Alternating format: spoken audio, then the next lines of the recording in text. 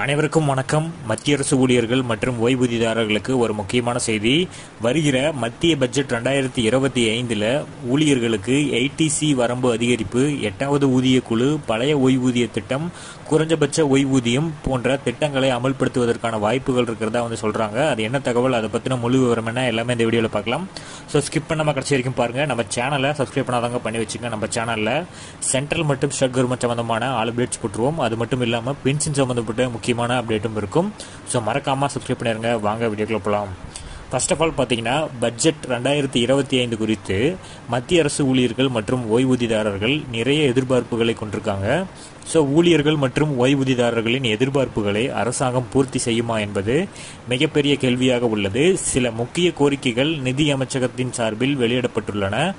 அவற்றில் ஒவ்வொன்றாக இங்கே பார்க்கலாம். ஸோ அதாவது, நாட்டின் சாதாரண குடிமக்கள் முதல் அரசு ஊழியர் மற்றும் ஓய்வூதியதாரர் வரை அனைவரும் இந்த பட்ஜெட்டில் அரசாங்கம் ஐடிசியின் வரம்பை அதிகரிக்கும் என நம்பிக்கொண்டுள்ளனர். ஸோ அதாவது, தற்போது ஐடிசியோட வரம்பு 1,50,000 ரூபாயாக இருக்கு. இதை 5 லட்சமாக உயர்த்த வேண்டும் என்று கோரிக்கை விடுக்கப்பட்டுள்ளது. எனினும் இது அரசின் வரி வருமானத்தில் மிகப்பெரிய தாக்கத்தை ஏற்படுத்தும் என்பதால் இதை அரசு அதிகரிக்குமா இல்லையா என்பதை அறிந்து கொள்ள அனைவரும் ஆவலோடு எதிர்பார்த்துட்டு இருக்காங்க. அடுத்ததா, 2025 பட்ஜெட்டில் மிக முக்கியமான எதிர்பார்ப்பாக 8வது ஊதிய குழுவின் அறிவிப்பாக இது இருக்கு. ஸோ இதற்கு ஊழியர்களும் ஓய்வூதியதாரர்களும் நீண்ட நாட்களாகவே காத்துட்டு இருக்காங்க. பொதுவாக ஊதிய குழுக்கள் 10 ஆண்டுகளுக்கு ஒரு முறை அமலுக்கு வருகின்றன. 7வது ஊதிய குழு 2014ஆம் ஆண்டு அறிவிக்கப்பட்டு 2016ஆம் ஆண்டு அமலுக்கு வந்தது. ஸோ அந்த கணக்கீட்டின் பிரகாரம் 8வது ஊதிய குழு 2026ஆம் ஆண்டு அமலுக்கு வர வேண்டும். ஸோ அதற்கு உடனடியாக அதற்கான அறிவிப்பு வர வேண்டும். 7வது சம்பள குழு அமல்படுத்தப்பட்டு 9 ஆண்டுகள் ஆகிவிட்டன என்றும், இப்போது ஊழியர்களின் சம்பளத்தை உயர்த்த புதிய கமிஷன் தேவை என்றும் இந்திய தொழிற்சங்க மையங்கள் அதனோட தேசிய செயலாளரும் தற்போது தெரிவிச்சிருக்காங்க.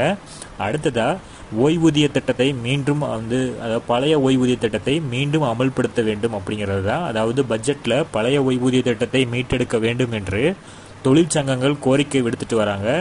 தேசிய ஓய்வூதிய திட்டத்தில், அதாவது என்பிஎஸ்ஸின் கீழ் பெறப்படும் ஓய்வூதியம் குறித்து தொடர்பான அதிருப்தி தற்போது நிலவிட்டே வருது. ஸோ இதன் காரணமாக ஊழியர்கள் பழைய ஓய்வூதிய திட்டத்தை மீட்டெடுப்பதற்காக அந்த கோரிக்கையை விடுத்திருக்காங்க. அடுத்ததாக, குறைஞ்சபட்ச ஓய்வூதியத்தை அதிகரிக்க வேண்டும். இபிஎஃப்ஓவில் இபிஎஸ் 95 ஓய்வூதியத்தை மாதத்திற்கு தற்போதுள்ள 1000 5000 உயர்த்த வேண்டும் என கோரிக்கை விடுக்கப்பட்டிருக்கு. மேலும் இதை வேரியபிள் அகவிலைப்படியில், அதாவது விடிஏவில் இணைக்க வேண்டும் என்று தொழிற்சங்கங்கள் கோரியிருக்காங்க. இது தவிர ஓய்வூதியதாரர்களோட நிவாரணம் பெறும் வகையில் ஓய்வூதிய வருமான வரியை இலவசமாக வேண்டும் முன்மொழியப்பட்டுள்ளது. அடுத்ததாக, மத்திய அரசு ஊழியர்கள் மற்றும் ஓய்வூதியதாரர்கள் பலவித எதிர்பார்ப்புகளுடன் காத்துட்டு இருக்காங்க. இந்த கோரிக்கைகள் குறித்து அரசாங்கம் நேர்மறையான நிலைப்பாட்டை எடுக்கும் என்று தொழிற்சங்கங்கள் நம்பிக்கை தெரிவித்துள்ளன. ஊழியர்கள் மற்றும் ஓய்வூதியதாரர்களின் கோரிக்கைகளை அரசாங்கம் ஏற்றுக்கொண்டால் அது அவர்களுக்கு ஒரு பெரிய நிம்மதியாக இருக்கும். ஸோ பொறுத்திருந்து பார்ப்போம். மத்திய அரசு ஊழியர்கள் மற்றும் ஓய்வூதியதாரர்களுக்கு என்னென்ன அறிவிப்புகள் வருது அதை நம்ம சேனலில் உடனடியாக அப்டேட் பண்ணுவோம். ஸோ மறக்காமல் சப்ஸ்கிரைப் பண்ணி பக்கத்தில் இருக்கிற ஆல் அப்படிங்கிற ஆப்ஷனையும் கொடுத்து வச்சுக்கோங்க. அப்போ தான் நான் போடக்கூடிய ஒவ்வொரு வீடியோவும் உங்களுக்கு சேரும். தேங்க்யூ.